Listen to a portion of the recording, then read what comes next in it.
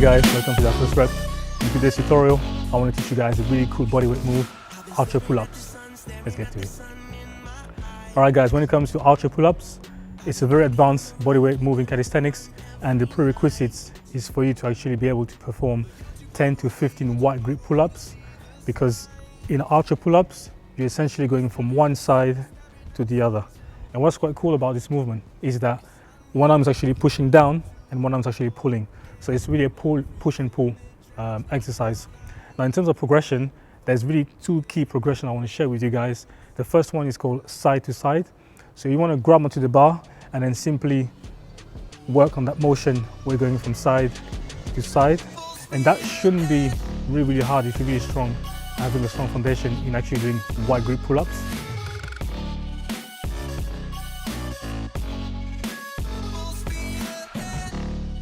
Now the second progression is side to side pull-ups.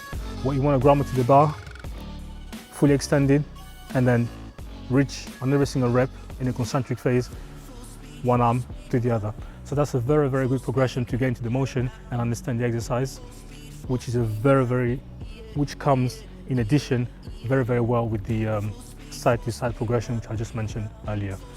So that's pretty much it on how to perform ultra pull-ups.